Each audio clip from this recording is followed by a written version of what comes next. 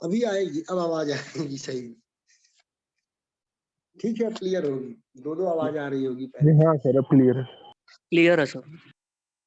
तो इसमें ये कह रहा था बेटा ना कि कंसंट्रेशन सेल कोरोजन भी वही है। जैसे आप कभी भी देखिए कि जो हमारे पुराने जमाने में टंकियां होती थी रेलवे वालों की, जो कॉलोनियों में चद्दर की टंकी बनती थी पहले, आज भी कभी कहीं वो दिखाई पड़ जाएगी आपको। और उन टंकियों को आप देख करके ये अंदाजा लगा सकते हैं कि पानी का लेयर कहाँ तक है, यानी कहाँ तक ये पानी भर पाता है इसमें। दूर से ही आप पहचान जाएंगे। क्यों? क्योंकि जहां तक पानी का स्तर होता है ना बेटा, वो जहां तक पानी पूरे डूबा है वो तो ठीक है, जहां पर इसका लेयर होता है टच बिल्कुल एयर से और मेटल के सरफेस, वो हमारा एनोडिक एरिया होता है। वहां पर ब्राउन ब्राउन हमारा जो है रस्टिंग हो जाती है। तो वो साफ साफ पता लग जाता है, इसका मतलब वो लेस एरेटेड पार्ट है। और हाईली एरेटेड पार्ट अगर जितना कम भरेगा पानी, जितना हवा में टंकी ज्यादा होगी, यानी पूरी तरह से फिलअप नहीं हुई है, तो कैथोडिक एरिया लार्जर हो जाएगा। और लार्जर हो जाएगा तो हमारा कोरोजन रेट बढ़ जाएगा बहुत तेजी से। कोरोजन रेट बढ़ेगा तो फिर जो हमारा मेटल का डिकेइंग है वो तेजी से होने लगेगी।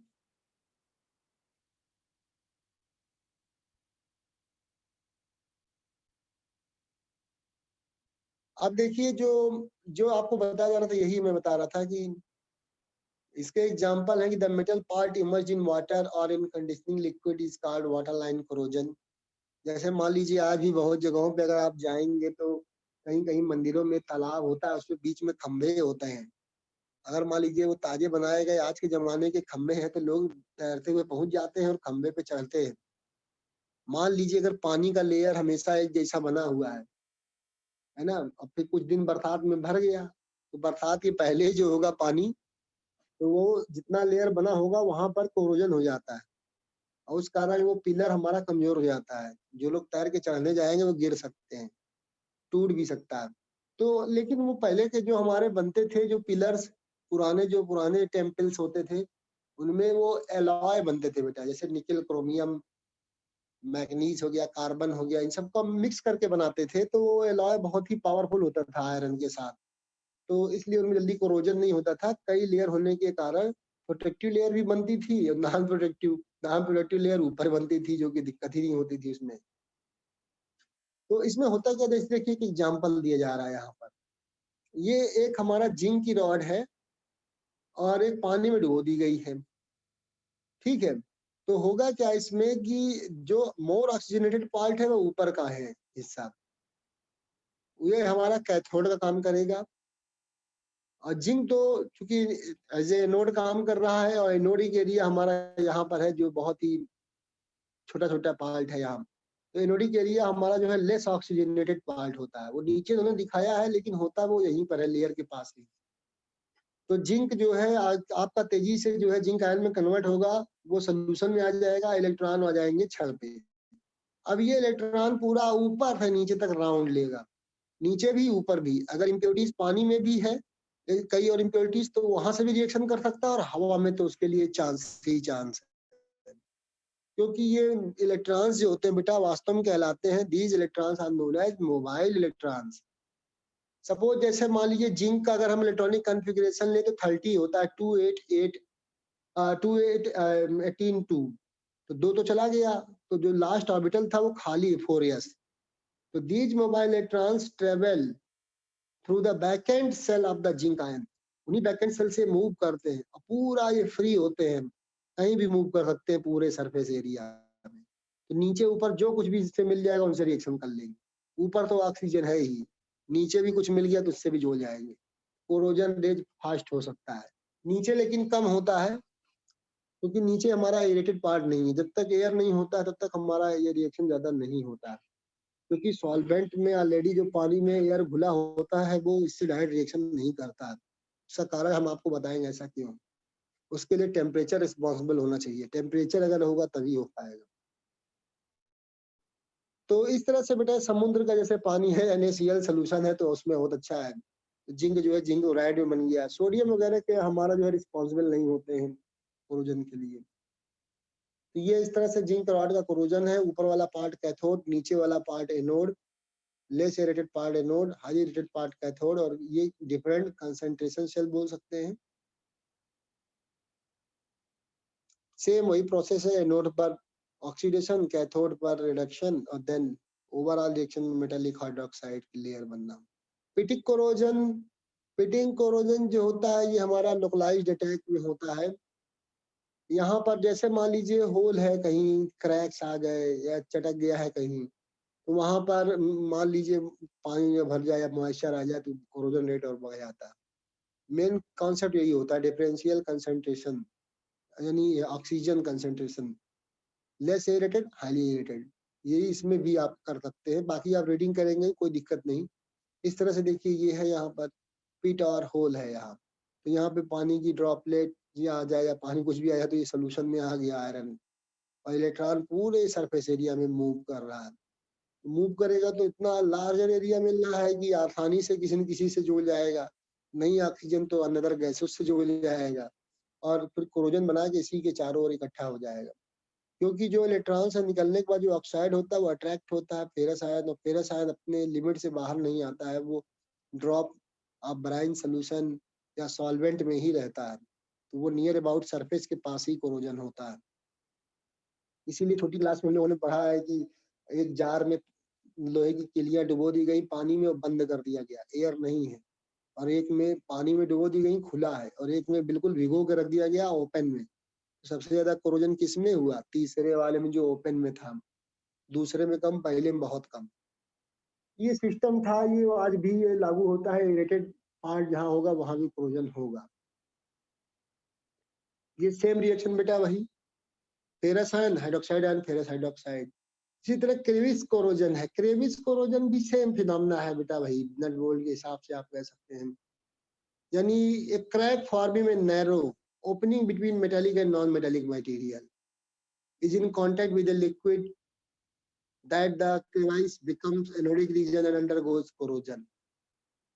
ये एनोडिक यानी वही जो नट बोल्ट है हम कूलर में लगा देते हैं, तो उसको बचाया कैसे जाए? अगर आप, मैं इसमें बचाने का भी बता दे रहा हूँ साथ में, कि जैसे मान लीजिए हम कूलर में नट बोल्ट लगाते हैं, भैया कोई दिन चले गए दुकान में, कहने लगे अरे तो 2 रुपए में नट बोल्ट दे दो, छोटा दे दो, बड़ा दो।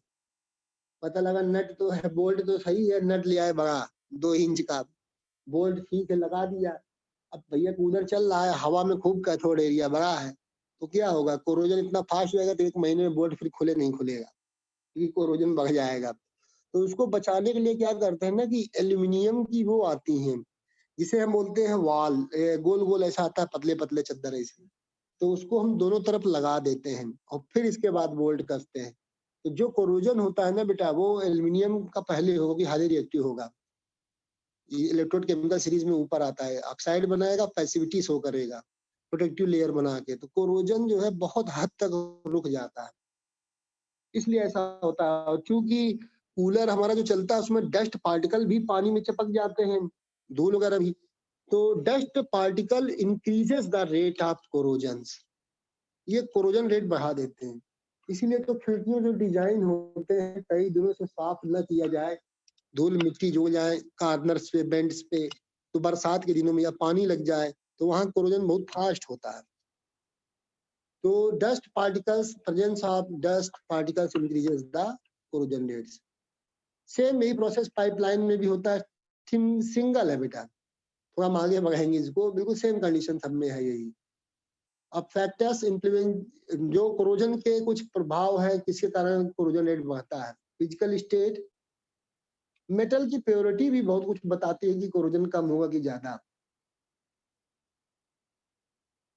आप बता सकते हैं कि अगर मान लीजिए कोई मेटल इम्प्योर है तो कोरोजन रेट उसमें ज्यादा होगा कि कम? ज्यादा होगा, ज्यादा होना चाहिए सर। कम होगा। कम होगा ये साफ कम होगा लिखा सर। है यहाँ पे, इम्प्योर है तो कम होगा। सर इम्प्योर है तो कम होगा।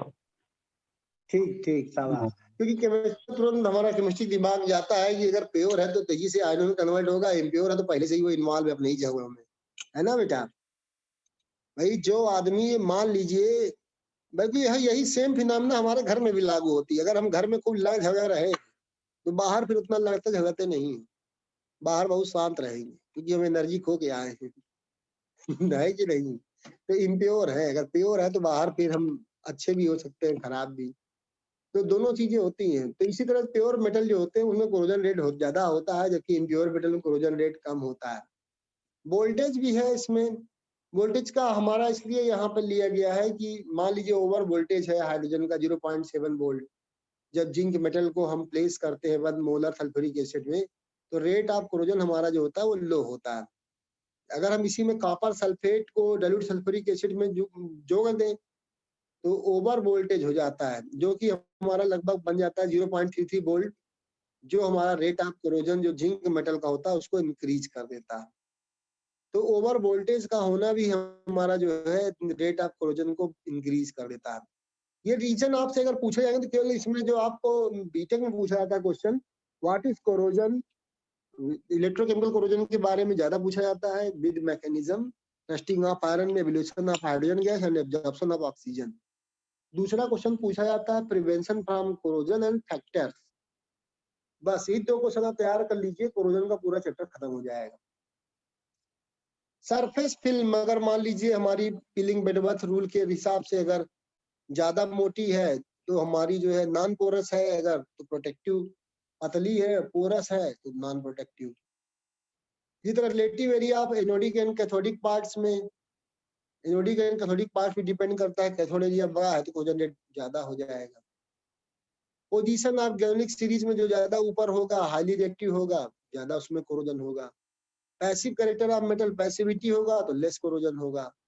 सॉल्युबिलिटी ऑफ कोरोजन प्रोडक्ट, अगर मान लीजिए कोरोजन प्रोडक्ट सॉल्युबल है, घुल जा रहा है, चाहे वाटर सॉल्युबल हो, सॉल्वेंट सॉल्युबल हो या फिर वोलेटाइल हो, जैसे अभी मॉलिब्डेनम ऑक्साइड का दिखाया गया, या फिर अनस्टेबल हो जैसे गोल्ड वगैरह में, गोल्ड ऑक्साइड में होता है, प्लेटिनम में होता है, तो वो इस तरह के कोरोजन हमारे जो है लेस होते हैं, उसमें कम होता है। वोलेटिलिटी मतलब वाष्पशीलता भी यही चीज हमारी है, मॉलिब्डेनम ऑक्साइड वगैरह है तो कोरोजन रेट ऑलरेडी वो डिक्रीज हो जाएगा। कोरोडिंग एनवायरनमेंट बहुत भैया खतरनाक है। ह्यूमिडिटी, टेम्परेचर, कोरोजन रेट्स तो डायरेक्टली प्रोपोर्शनल होता है भैया, कोई टेम्परेचर बढ़ा तो कोरोजन हुआ, क्योंकि रिएक्शन फास्ट होगा। डिफ्यूजन ऑफ आयंस बढ़ जाता है इस वजह से। ह्यूमिडिटी ऑफ एयर अगर हम लेंगे तो उसमें डिफरेंट जो गैसेस होती हैं, तो जो मॉइस्चर होता है वो एज ए सॉल्वेंट का काम करता है, वीक एसिड्स बना लेगा, उसके कारण इलेक्ट्रोलाइट जनरेट हो जाता है। इम्प्योरिटीज अगर एटमॉस्फेयर में बहुत है, बहुत ढेर सारी, हम लोगों ने फ्यूल बर्न करके इधर आग जला करके खूब गंदगी फैला दी, तो इम्प्योरिटी बढ़ गई, जरा सा पानी बरसा नहीं कि कोरोजन इंक्रीज हो गया, क्योंकि सॉल्वेंट बन जाता है, इलेक्ट्रोलाइट जनरेट हो जाता है। प्रेजेंस ऑफ सस्पेंडेड पार्टिकल्स जैसे हो गए एटमॉस्फेरिक कोरोजन बहुत तेजी से होता है भैया। जैसे मान लीजिए सोडियम क्लोराइड है, अमोनियम सल्फेट्स है, ये तेजी से मॉइस्चर को एब्जॉर्ब करते हैं। आप कभी भी नमक के पीसेस ले लीजिए, हाथ में बंद कर लीजिए, अगर मॉइस्चर होगा तो तुरंत वो पसीज जाता है, क्योंकि एक्चुअली होता क्या है, मॉइस्चर को एब्जॉर्ब करने का काम करते हैं ये कोरोजन रेट्स को और बढ़ा देते हैं। ठीक है, इस तरह बहुत चीजें हैं। चारकोल भी हमारा अगर देखा जाए तो गंदगी तो एब्जॉर्ब करता ही है, लेकिन कोरोजन रेट भी बढ़ाता है। पीएच अगर लेस देन 7 है तो भी कोरोजन रेट हमारा बढ़ जाएगा। ये सारी चीजें हैं। थोड़ा सा हम आपको बता दें, प्रोटेक्शन फ्रॉम कोरोजन में हम क्या करते हैं बेटा, एलॉय बना लेते हैं। एलॉय में जैसे कई एलॉय आते हैं, जैसे स्टेनलेस स्टील है ना, उसमें क्रोमियम होता है हमारा, तो क्रोमियम ऑक्साइड हमारी, जैसे मैंने बताया कि प्रोटेक्टिव लेयर होता है क्रोमियम का, निकिल का, एल्युमिनियम का, तो इसलिए क्रोमियम मिलाते हैं कि प्रोटेक्टिव लेयर बनाता है स्टेनलेस स्टील के साथ। यानी आयरन, क्रोमियम को कार्बन, इन सबका मिश्रण होता है ना स्टील। तो इसमें हमारा निकिल अगर कॉपर के साथ भी है तो क्यूप्रो निकिल बोलते हैं, 70% कॉपर और निकिल है, तो निकिल भी हमारा जो है प्रोटेक्टिव लेयर बनाता है। ये हमारा कंडेंसर में यूज किया जाता है ट्यूब्स में। एक्चुअली होता क्या है ना कि हमारे बॉयलर्स जब हम पढ़ेंगे वाटर में तो वहां बताएंगे कास्टिक एम्बेटलमेंट एक बहुत बड़ा रीजन है कोरोजन का बेटा, कास्टिक एम्बेटलमेंट। तो उसमें क्या होता है ना कि एल्कली के प्रेजेंस में होता है, इसके अलावा हाई टेम्परेचर पे जो गैसें हम लोग स्टीम फ्लो करते हैं, तो अगर इम्प्योरिटीज है उसमें तो वो इसकी स्टीम जो है स्केल या स्लज बनाती है। स्लज तो हमारा जो होता है कि कैसा होता है, कोहेसिव नेचर है, वो स्केल वगैरह बहुत हार्ड नेचर का होता है कि चिपक गया तो हटता नहीं है, फिर वहाँ कोरोजन हो ही जाएगा। तो इसको हम लोग वाटर में भी एक बार पढ़ेंगे। प्रॉपर डिजाइनिंग हमारा बहुत कुछ होता है कि प्रॉपर डिजाइनिंग अगर हमारा बोट टेढ़ा मेढ़ा गोल न बनाया जाए, सिंपल बनाया जाए तो कोरोजन रेट हमारा डिक्रीज हो जाता है। ऐसे ढेर सारे हैं बेटा, बोर्ड्स के हैं, नेट के हैं, ये केवल रीडिंग के लिए कर लीजिएगा आप, बहुत ज्यादा है। जो सबसे इम्पोर्टेंट जो पूछा जाता है डायरेक्ट, वो है कैथोडिक प्रोटेक्शन और एनोडिक प्रोटेक्शन। कैथोडिक प्रोटेक्शन का मतलब होता है बेटा metal which is to be protected made it into cathode by joining the highly reactive metal। जिस मेटल को हमें बचाना होता है उसको हमें किसी तरह से कैथोड बना देना, ऐसा तभी होगा जब उससे बहुत हाईली रिएक्टिव मेटल हम ज्वाइन कर दें। तो इस केस को हम बोलते हैं सैक्रिफिशियल एनोडिक प्रोटेक्शन या गैल्वेनिक प्रोटेक्शन। और दूसरा या तो हम ये कर दें कि बाहर से हम 6 वोल्ट की बैटरी लें, जिस मेटल को बचाना है उसको हम कैथोड बना दें। कैथोड का मतलब हम करंट इस तरह से जोड़ें कि इलेक्ट्रॉनों का फ्लो उसकी तरफ हो, थ्रू एक्सटर्नल सर्किट, यानी डीसी वोल्ट से इलेक्ट्रॉनों का फ्लो उसकी तरफ होगा तो वो रिडक्शन शो करेगा, ऑक्सीडेशन नहीं देगा। इसे बोलते हैं इम्प्रेस्ड करंट। तो दो तरह से हमारा प्रोटेक्शन होता है, जिसमें सैक्रिफिशियल एनोडिक प्रोटेक्शन यही है। सैक्रिफिशियल मतलब बलिदानी, जिसे बोलते हैं बलिदान देना। जो एनोड हमारा जो है किसी दूसरे मेटल को बचाने के लिए खुद एनोड का काम करे और उसका कोरोजन हो जाए और अपना बलिदान दे, तो उसे हम बोलते हैं sacrificial anodic protection. Sacrificial anode protection means the anode which is used to protect the metal by connecting it with a insulated copper wire in a suitable environment is known as sacrificial anodic protection method। Sacrificial anodic metal में जैसे हम लोग जो सबसे ज्यादा use करते हैं sacrificial anodes के रूप में, वो मैग्नीशियम, जिंक, एल्युमिनियम या उनके एलॉय, यही यूज करते हैं। ये बहुत पूछा जाता है, वीडियो में इसके फिगर भी हैं, अभी फिगर यहाँ भी है, दिखाते हैं। एप्लीकेशन इसका बहुत इंपॉर्टेंट बेटा, जैसे सबमरीन्स में बरीड पाइपलाइंस है ना, अंडरग्राउंड केबल्स है, इस सबको, इन सब से बचाने के लिए हम एनोडिक प्रोटेक्शन करते हैं। ये है देखिए एग्जांपल, ये पिंक वाले को बचाना है और मैग्नीशियम ये है, तो इस तरह से जोड़ा गया है। बरीड है सही, बरीड का मतलब ये जमीन के अंदर दोनों है, लेकिन दोनों का जो है ऊंचाई एक बराबर होनी चाहिए। ऐसा नहीं कि एक ऊपर एक नीचे हो, दोनों सेम हाइट पे हो, मतलब सेम डेप्थ में हो। तो मैग्नीशियम आयन में कन्वर्ट हो गया, तो चूंकि आसपास का एरिया होता ही है तो ये आसानी से। हाँ बोलिए शिवानी, बताइए बेटा, कुछ पूछना है बेटा? आपने हैंड रेज किया।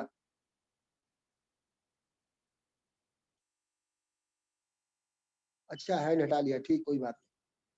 तो मैग्नीशियम आयन जो है आसपास के एरिया से ये क्लोर हो जाएगा, लेकिन जो इलेक्ट्रॉन फ्लो करके उसकी तरफ तो अभी ऑक्सीडेशन नहीं दे पाएगा। सपोज ये आयरन पाइप सब ये बच जाएंगे। इसके अलावा आप तो एलॉय भी यूज कर लेते हैं तो और भी बच जाएगा। इसके एडवांटेज क्या है? Low installation and operating cost, capacity to protect complex structure, applied to wide range of corrodents. ये आप पढ़ लेंगे तो खैर, ये तो मैंने आपको जो बता दिया, मेन पॉइंट यही था। इमर्ज्ड करंट में क्या होता है बेटा, मैं डायरेक्ट फिगर से ही बता दूं। इसमें क्या होता है कि जैसे हमने बाहर से एक करंट का एक वो ले लिया सिस्टम, यानी डीसी से इसको यहाँ पे बना नहीं है, यहाँ पे वायर यहाँ भी जोड़ा जाएगा। ये हमारा जो है फिलिंग है। फिलिंग एरिया का मतलब हो गया यहाँ पे आयरन स्क्रैप्स और ये सब चीजें हम ऐसा भर देते हैं यहाँ पर। डंपिंग मटेरियल जिसे बोलते हैं, डंप कर देते हैं, जो कि हमारा एनोडिक पार्ट होता है। तो जो कोरोजन होगा यानी इसी एनोडिक पार्ट में हो जाएगा, और चूंकि यहाँ पे इलेक्ट्रॉनों का फ्लो हो जाता है तो ये बच जाता है। तो इम्प्रेस्ड करंट का मतलब हो गया कि हमें इस तरह से बनाना है कि जो एनोड है वो कैथोड में कन्वर्ट हो जाए और कैथोड एनोड में, तो हमारा जो है ये इम्प्रेस्ड करंट कैथोडिक प्रोटेक्शन कहलाता है। दूसरा है बेटा हमारा यहाँ पे दिया नहीं गया है, एनोडिक प्रोटेक्शन। ये तो कैथोडिक प्रोटेक्शन है। एनोडिक प्रोटेक्शन में हम क्या करते हैं, metal which have the properties of passivity, means which forms the protective layer on its surface, are used as a anodic protection। Aluminium, chromium, निकल, ये सब एनोडिक प्रोटेक्शन शो करते हैं, क्योंकि इनके जो लेयर होते हैं ऑक्साइड, ये प्रोटेक्टिव नेचर के होते हैं। अब हम क्या करते हैं एनवायरनमेंट को, ये अब एक्स्ट्रा है बेटा, ये आप लोगों के नॉलेज के लिए ये बना दिया गया है, हमने इसमें शामिल कर दिया है कि आप जो कि बीटेक से हैं तो थोड़ा और एक्स्ट्रा नॉलेज रहेगा, आगे काम भी आएगा। ईएल वालों के लिए तो बहुत ही इंपॉर्टेंट है, मतलब आगे चल के काम आएगा। यहाँ पर हमारा जो क्वेश्चन था वो यहीं तक सॉल्व हो गया।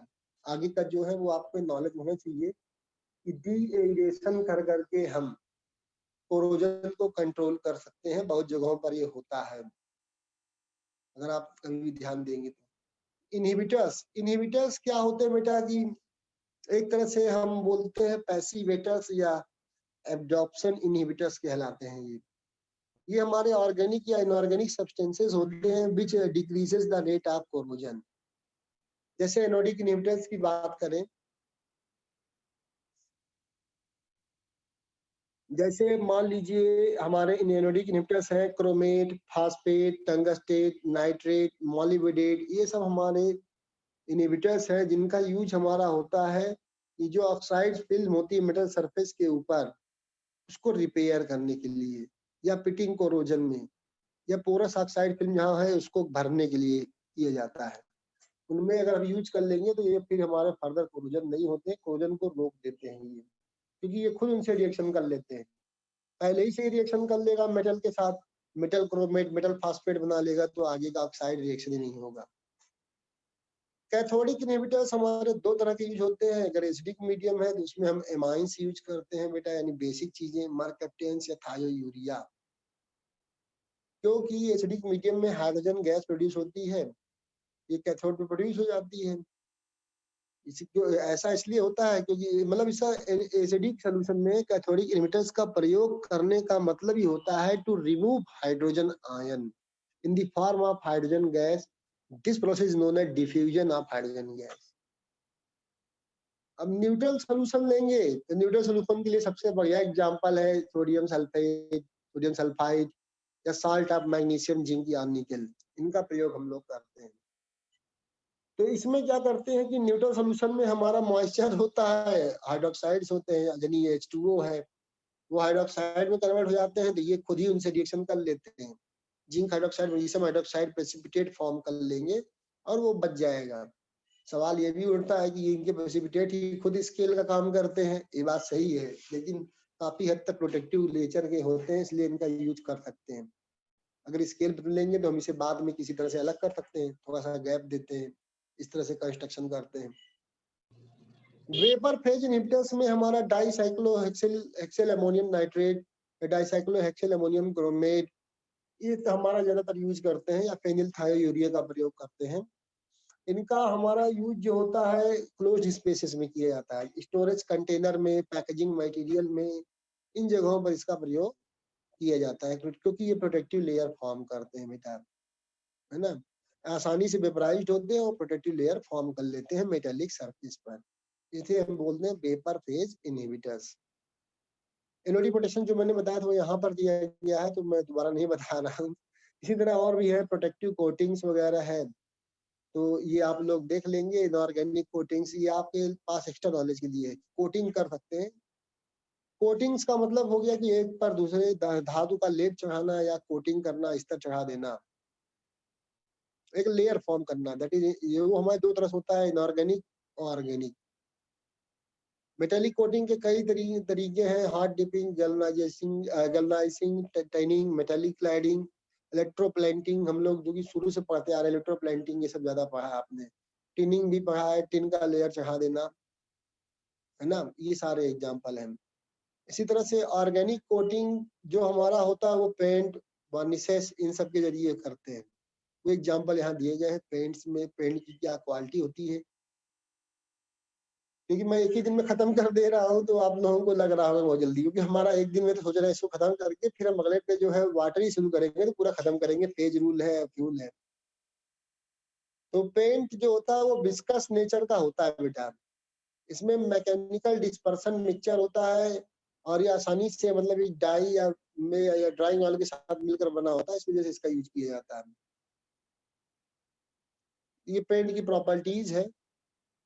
इसमें क्या क्या अवयव मिले होते हैं, एलिमेंट्स, कॉन्स्टिट्यूएंट्स अगर हम देखें तो थिनर, ड्रायर, वेहिकल्स और मीडियम और ड्राइंग ऑयल, पिगमेंट्स, ये anti skinning agents, anti skinning agent मतलब जो आसानी से स्किन पे असर न करे।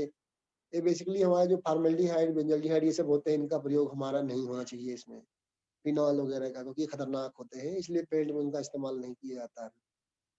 अब इसमें जो जो हमारे यूज होते हैं वो पेंट्स के बारे में ये हमने रखा था, ये हिस्सा इसलिए जो रखा क्योंकि लास्ट ईयर का ये नोट्स हमने बनाया था, क्योंकि केमिकल में भी था, इसलिए पेंट्स उनके लिए काम में है, इसलिए बताया था। तो पेंट आप लोगों को जरूर नहीं कि आप पढ़ें, लेकिन नॉलेज में होना चाहिए। तो ये सारे उसके बारे में कि पिगमेंट्स क्या होते हैं, इसी तरह व्हीकल और ड्राइंग, इनके कंटेंट्स के बारे में, ये थिनर्स, ड्रायर्स, ये आप पढ़िएगा, कोई समस्या हो तो नेक्स्ट क्लास में आप पूछ लीजिएगा। फिर मेटेलिक कोटिंग में हमारे कई तरीके होते हैं बेटा। हॉट डिपिंग, जैसे लो मेल्टिंग मेटल है, जैसे हमारे जिंक है, टीन है, लेड, एल्युमिनियम है, इनका प्रयोग हम लोग आयरन, स्टील और कॉपर पे बेसिकली किया जाता है, मेल्टिंग पॉइंट्स मतलब उनके इस पर चढ़ाने के लिए। ये हमारा जो जो हम बोलते हैं प्रोसेस जो किया जाता है, ये मोल्टेन कोटिंग मेटल में के रूप में करते हैं, जो कि हमारा एक मोल्टेन फ्लक्स लेयर बनाता है। जनरली हम लोग जिंक क्लोराइड के रूप में इसको जानते हैं। इसी तरह गैल्वेनाइजेशन है, जिंक पर या आयरन पर जिंक का पर चढ़ा देना, या टीनिंग है जिसे बोलते हैं, टिन का लेयर चढ़ा देना। ये गैल्वेनाइजेशन का मतलब हो गया है, ये कोटिंग जिसे बोलते हैं, उसी को हम बोलते हैं गैल्वेनाइजेशन। मेटल क्लैडिंग, एक डेंस और होमोजेनियस लेयर कोटिंग, जो हम किसी भी मेटल जिसको हम ब्रेड करना उस पर करना, ताकि कोरोजन हमारा रेजिस्टिविटी बढ़ जाए। इसमें जैसे हम लोग निकल, कॉपर, इन सब का प्रयोग करते हैं। ठीक है, मुझे लग रहा है कि दूसरा 40 मिनट भी खत्म होने वाला है, वार्निंग आ चुकी है।